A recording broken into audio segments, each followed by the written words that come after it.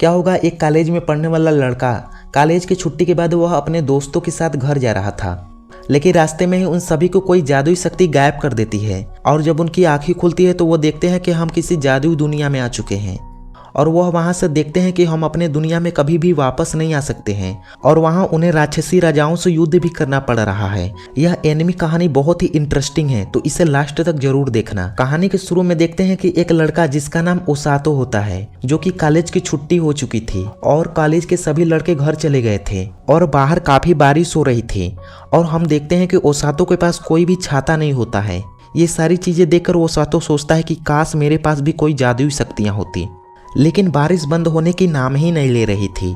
ओसातो ये सब देखकर बहुत ही घबरा जाता है, लेकिन तभी ओसातो के कॉलेज में पढ़ने वाली एक लड़की आ जाती है और वह लड़की ओसातो से पूछती है कि तुम यहाँ पे क्या कर रहे हो, तुम्हारे पास कोई छाता नहीं है क्या? ओसातो घबरा के कहता है कि वो दरअसल हाँ, मेरे पास कोई छाता नहीं है। तभी वह लड़की कहती है कि यहाँ पे इतनी देर रुकना अलाउ नहीं है। तभी ओसातो हाँ पता है, ओसातो कहता है कि चलिए मैं चलता हूँ। तभी वह लड़की कहती है कि स्टूडेंट को बारिश में भेजना स्टूडेंट काउंसिल को अच्छा नहीं लगेगा।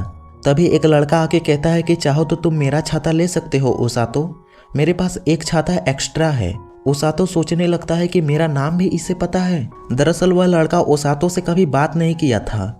उस लड़के का नाम सुकाजी होता है। तभी सुकाजी कहता है कि चलो हम तीनों घर के लिए साथ चलते हैं। तभी ओसातो सोचने लगता है कि मैं कॉलेज के सबसे पॉपुलर स्टूडेंट के साथ घर जा रहा हूँ। दरअसल सुकाजी और वह लड़की कॉलेज के सबसे पॉपुलर स्टूडेंट थे और तीनों बारिश में घर की तरफ जाने लगते हैं। रास्ते में तीनों आपस में बात करते हुए जा ही रहे थे, लेकिन ओसातो कहता है कि मेरे मन में एक सवाल है, क्या तुम दोनों एक दूसरे को डेट कर रहे हो? ओसातो के ऐसे सवाल पूछने पर सुकाजी और वह लड़की दोनों चौंक जाते हैं। नहीं, दरअसल वो कॉलेज में सबको ऐसे ही लगता है तो मैंने बस पूछ लिया। तभी सुकाजी कहता है कि वो नहीं, हम डेट नहीं कर रहे हैं। तभी वह लड़की कहती है कि वह ठीक कर रहा है, हम दोनों ही स्टूडेंट काउंसिल में हैं, इसीलिए इतना वक्त साथ में ही बिताते हैं। तभी ओसातो कहता है कि आप दोनों मजाक कर रहे हो। सुकाजी कहता है कि हम मजाक क्यों करेंगे। तभी वह लड़की कहती है कि मैं जानती हूँ ऐसा सभी लोग सोचते हैं, पर तुम ऐसे पहले हो जिसने आकर ये सवाल पूछा ओसातो। ओसातो अपनी बात पे माफी मांगने लगता है। वह लड़की कहती है कि कोई बात नहीं, पीठ पीछे बात बनाने से तो अच्छा ही है और धीरे धीरे यह तीनों आगे चलने लगते हैं। लेकिन तभी रास्ते में एक अजीब सी घंटी जैसी आवाज सुनाई देती है। तभी ओसातो कहता है कि नहीं तो मैंने तो ऐसा कुछ नहीं सुना, तुम दोनों के क्या हुआ है, तुम दोनों ठीक तो हो ना? तभी वो आवाज और भी तेजी से सुनाई देने लगती है, फिर भी ये आवाज ओसातो को बिल्कुल भी नहीं सुनाई दे रही थी। तभी ओसातो कहता है कि नहीं तो मैंने तो ऐसा कुछ नहीं सुना। दरअसल वो घंटी जैसी आवाज सुकाजी और उस लड़की को ही सुनाई दे रही थी, जो कि उस लड़की और सुकाजी के अंदर कुछ जादुई शक्तियां छुपी थी जो उन दोनों को बिल्कुल भी नहीं मालूम था और ओसातो के अंदर कोई भी जादुई शक्तियां नहीं थी, इसलिए यह आवाज नहीं सुनाई दे रही थी। दरअसल वो आवाज बस उन्हीं लोगों को सुनाई दे रही थी जिनके अंदर कोई न कोई जादुई शक्तियां थी और ओसातो के अंदर कोई भी जादुई शक्तियां नहीं थी। लेकिन तभी एक जादुई शक्ति जैसी तरंगे निकलने लगती है और इसे देखकर वो तीनों घबराने लगते हैं और धीरे धीरे ये तीनों गायब होने लगते हैं और ये तीनों गायब होकर किसी जादुई नई दुनिया में पहुंच जाते हैं। नई दुनिया में जाते ही जब उनकी आंखें खुलती है तो वो अपने सामने एक राजा को देखते हैं। तभी सुकाजी उस राजा से गुस्से से पूछने लगता है कि कौन हो तुम मुझे यहाँ क्यों बुलाए हो? वह राजा कहता है हमने आपको अपने जादू से बुलाया है। और इस नई दुनिया में आकर वह लड़की बहुत ही खुश थी क्योंकि उसे राजाओं को देखने का बहुत ही मन था, लेकिन सुजाकी और ओसातो बिल्कुल भी नहीं खुश थे। तभी वह राजा कहता है कि हमने आपको अपने जादुई शक्तियों से बुलाया है यहाँ के हीरोज बनाने के लिए। सभी लोग ये सारी बातें सुनकर चौंक जाते हैं। दरअसल वह राजा बताता है कि आज से 2 साल पहले हमारे राज्य पे एक शैतानी राजा ने हमला कर दिया था। राजा लोएडास लिंगा बताता है कि शैतानी राजा अपनी सेना को लेकर हमारे राज्य में घुस गया था, हमने किसी तरह उसे हराया और अब वह शैतानी राजा अपनी सेना को बहुत ही बड़ा करने में लगा है और क्या पता इस बार हम उन लोगों को रोक भी पाएंगे कि नहीं, इसलिए हमने अपने आखिरी उम्मीद को बुलाया है, दूसरी दुनिया से जो हमें उस राजा से मुक्ति दिला सकता है। इस नई दुनिया में आकर वह लड़की बहुत ही खुश थी और वह लड़के सारे बहुत डरे हुए थे। तभी उस राजा को इतना ही बोलते ही सुकाजी बहुत ही गुस्से से बोलता है आप हमारे साथ मजाक कर रहे हो क्या? भाड़ में जाए हीरोज और शैतानी राजा, आपने यहाँ पे हमारी मर्जी के बिना हमें बुलाया कैसे? हमें तुरंत ही अपने दुनिया में वापस भेजो। तभी वह राजा कहता है कि माफी चाहूंगा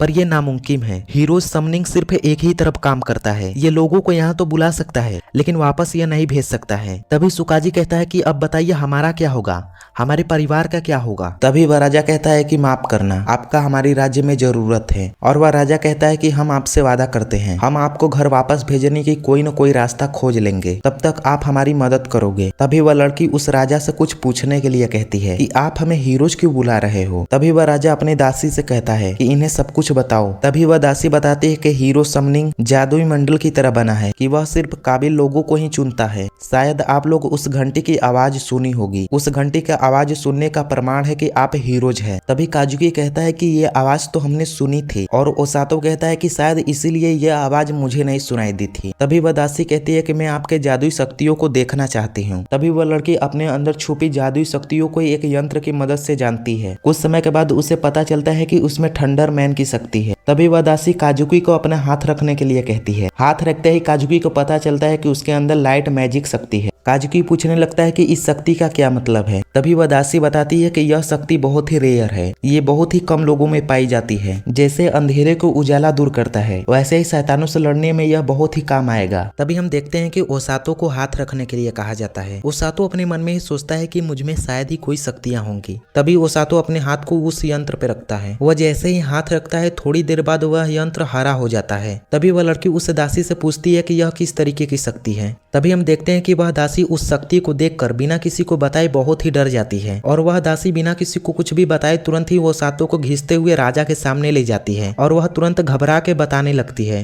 कहती है कि उन दोनों के पास तो कमाल की शक्तियां हैं। वह राजा हंसते हुए कहने लगता है कि अब ये मत कहिएगा कि मिस्टर ओसातो के पास राक्षसी शक्तियां हैं। तभी वह दासी कहती है कि मिस्टर ओसातो हरे रंग का हो गया था। तुरंत ही राजा चौंक जाता है और कहता है कि ये कैसे हो सकता है। तभी वह दासी राजा को कुछ बताना चाहती है। तभी वह राजा कहता है कि नाम मत लो उसका, और वह राजा कहता है कि ओसातो को रहने का बंदोबस्त करो। तभी ओसातो कहता है कि प्लीज मुझे बताओ कि मेरे अंदर कौन सी शक्तियां हैं जो इतनी बुरी है, क्या ये शक्तियां किसी और के पास भी है। तभी वह राजा कहता है कि हाँ, यह शक्तियां किसी और के पास भी है। तभी राजा जैसे ही बता रहा था, उतने में ही हम देखते हैं कि एक बहुत ही खतरनाक सी महिला आ जाती है। उसके आने से ही राजा के साथ साथ सभी लोग डर जाते हैं और सभी सोचने लगते हैं कि इसे भी अभी आना था। तभी वह पूछती है कि महाराज, क्या आपने जिन हीरोज को बुलाए थे वो आ गए। तभी उसकी नजर ओसातो पे पड़ जाती है। ओसातो को देखकर वह कहती है कि क्या तुम ही हो हीरो। तभी ओसातो डर के मारे बहुत ही पीछे चला जाता है। राजा बहुत ही डरते हुए कहता है कि ये कोई हीरो नहीं है, ये यहाँ पे गलती से आ गया है, मैं सच कह रहा हूँ। तभी वो महिला कहती है कि ये लड़के, तेरा नाम क्या है। ओसातो उस महिला को अपना नाम बताता है और कहता है कि मेरा नाम ओसातो है। वो महिला सुन के कहती है कि अच्छा ओसातो है, मैं हूँ रोज, इस राज्य टीम की कैप्टन, मेरा काम है लोगों को बचाना। तभी ओसातो उसे देखकर अपने मन में ही सोचता है कि ये जान बचाती नहीं, ये जान लेती है। तभी वह दासी घबराते हुए कहती है कि मिसेज रोज हीरोज क्रिस्टल रूम में है, आप मेरे साथ चलिए, चलिए मैं आपको दिखाती हूँ। तभी वह महिला दासी के संग जाने लगती है। उसके बाद हम देखते हैं कि राजा बहुत ही घबराते हुए कहता है, अब ओसातो हम इसके बारे में कल सोचेंगे, अभी आपके लिए कमरा तैयार है, अब आप वहाँ जाकर आराम कर सकते हैं।